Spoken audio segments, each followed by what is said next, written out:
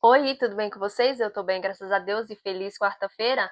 Estamos aqui para mais uma coletânea de relato. Então não se esqueça de se inscrever no canal, curtir, comentar, compartilhar e roda a vinheta.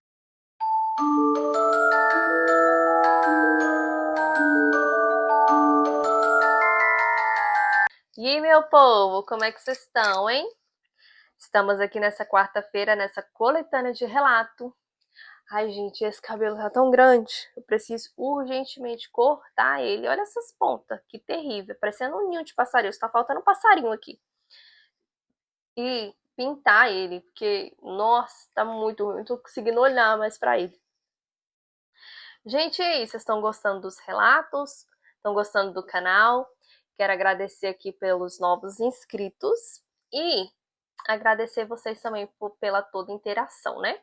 Peço a vocês que curtem os vídeos, comentem, compartilhem se puder me ajudar.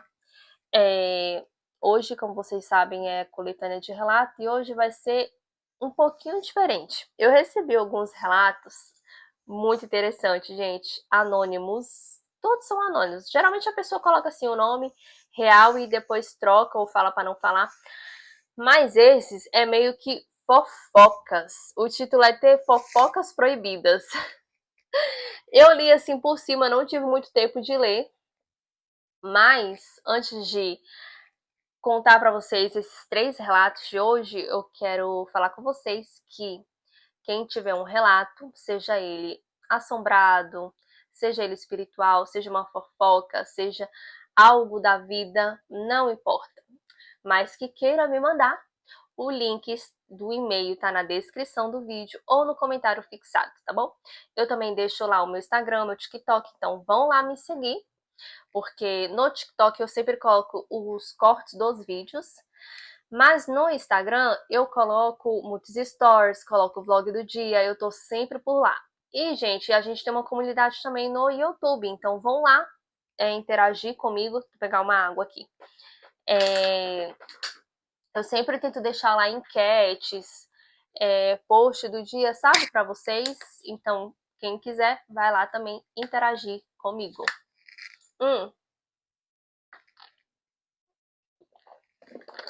E, como eu disse para vocês, a coletânea de hoje é Fofocas Proibidas. O primeiro de hoje é O Segredo Sombrio de um Famoso Brasileiro. Descobri sem querer. Me mandaram esse relato de um e-mail anônimo. Então, nem sei quem é, viu? Só para vocês terem uma noção aí. Tá. Esse relato é sobre uma fofoca de bastidores globais da famosa Globo do Brasil. Ai, meu Deus do céu.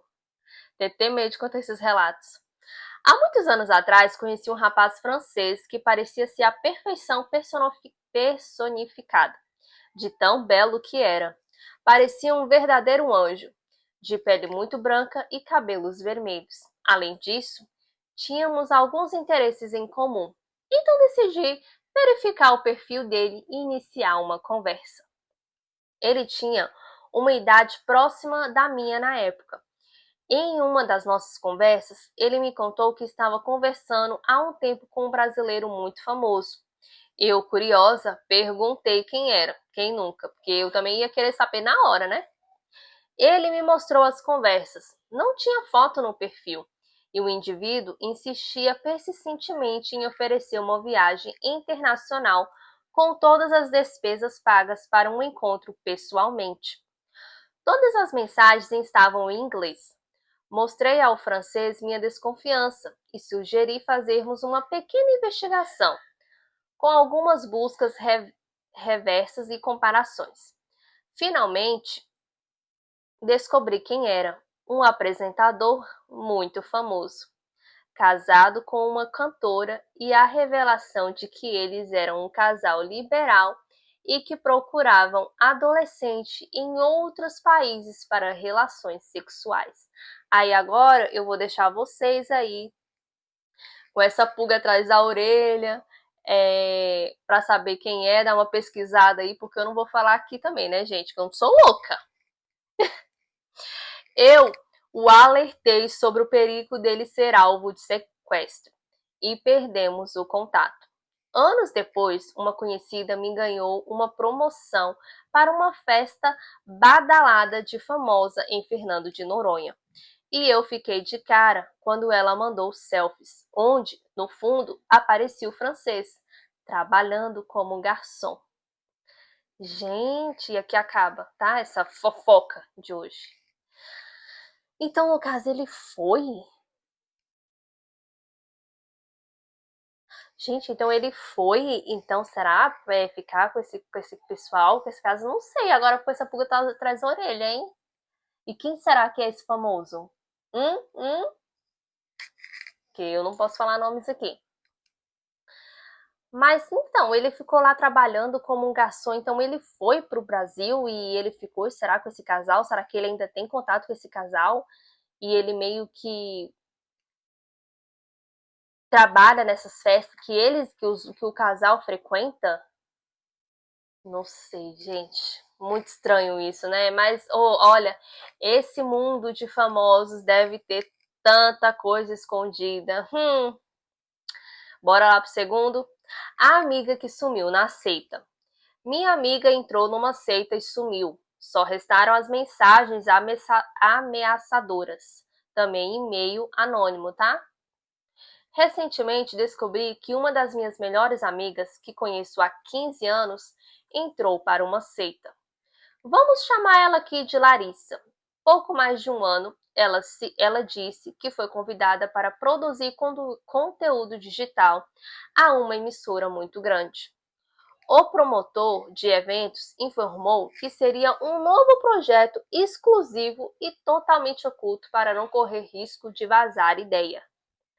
Eu achei tão estranho tudo isso, mas ela estava feliz, dizendo que essa era a última missão dada pela agência, como a promessa dela de ser conhecida mundialmente. No início, falávamos muito por mensagens, mas de repente ela parou de responder e desapareceu.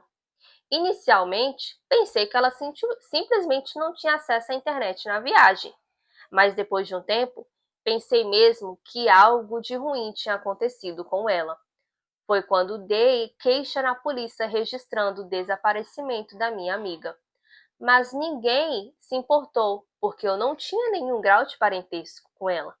Meses depois do sumiço, uma jornalista investigativa me procurou dizendo que os pertences da minha amiga foram encontrados dentro de uma caixa e no celular descartável havia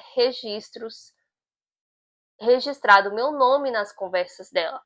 Essa jornalista contou que a Larissa foi envolvida numa organização que se passava por produtora, recrutando jovens com promessas de grandeza, mas na verdade eles estavam preparando ela para um ritual de apagamento de identidade.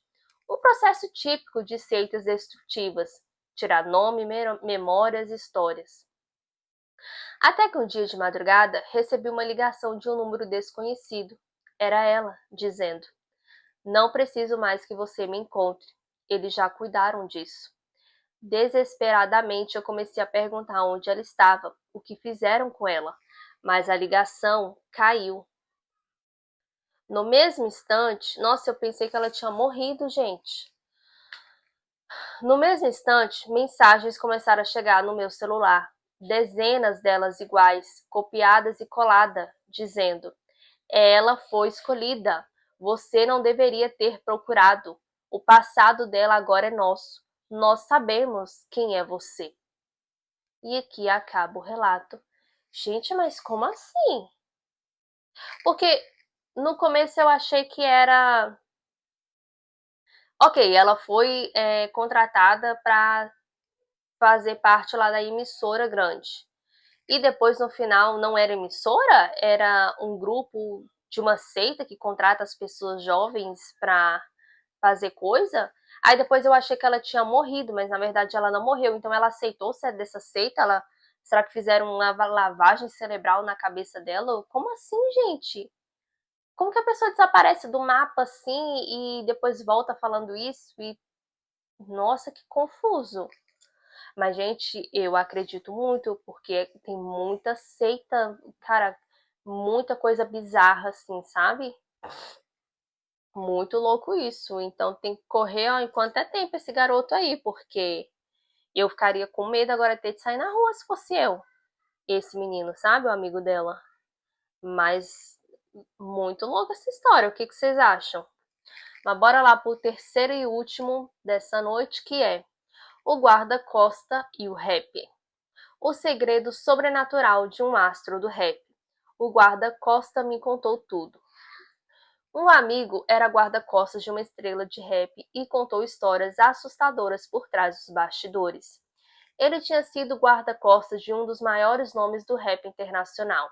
Capa de revista, era o rei do meme e vivia cercado de dinheiro e fãs histéricos. Por anos, eles tinham visto tudo: bastidores, camarins, festas privadas, reuniões secretas.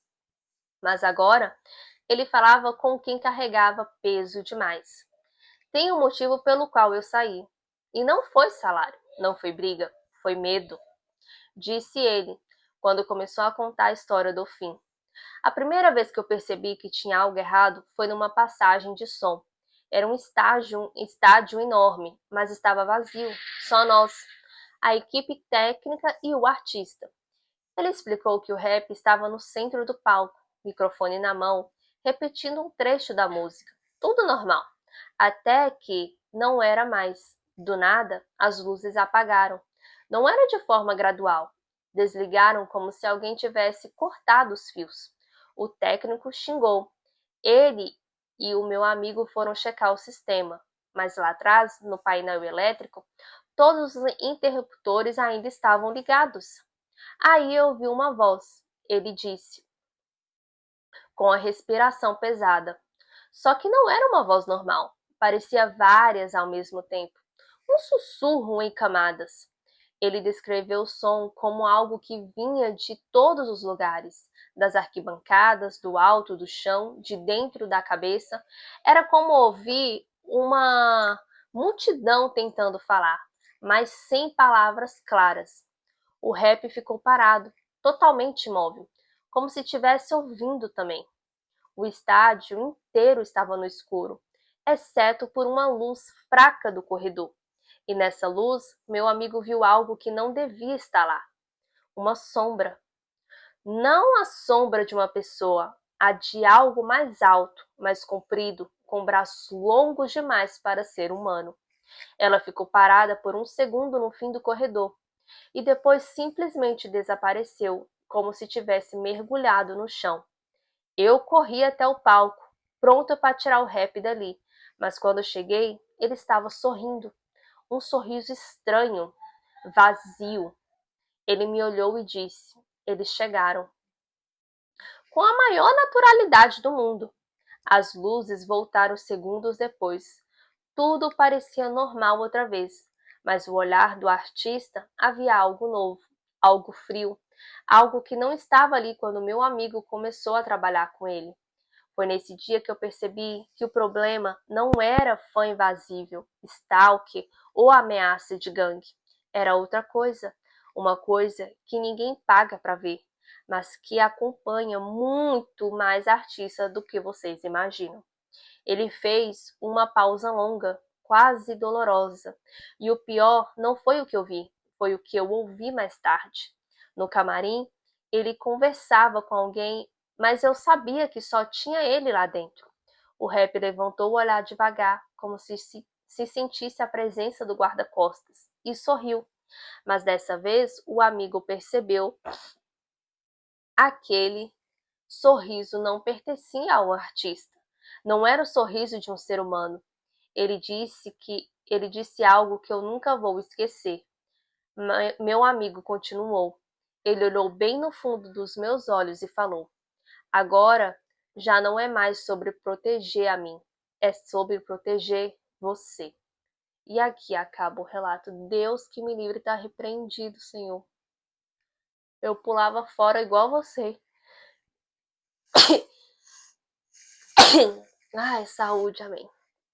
Gente, olha, por mais louco que aí é falar isso, mas é a mais pura verdade. O que mais tem são pessoas que fazem pactos, que participam de seitas, que por fama, né, para ter algo em troca, para ter fama, para ter dinheiro, para ter sucesso. Isso no meio artístico acontece muito, existe muitos relatos, sabe, sobre tudo isso. O quanto isso é louco, né? E que bom que você saiu dessa, você correu quanto é tempo, porque muita gente continua e às vezes começa a ter participado das mesmas coisas que eles fazem. Mas muito louco esses relatos, gente. E hoje foi uns relatos mais diferentes, sabe? Meio que umas fofocas. Eu vou tentar trazer mais conteúdo assim também, sabe? Eu achei legal. Assim, não legal pelo fato das coisas que aconteceram. Eu tô falando assim de contar esse tipo de relato pra vocês, sabe? Mais descontraído. Mas, gente, se vocês gostaram, não se esqueçam de se inscrever no canal, curtir, comentar, compartilhar. Amanhã, quinta-feira, eu volto com um relato de terror. Espero que vocês tenham gostado desses relatos. Um beijo e fui!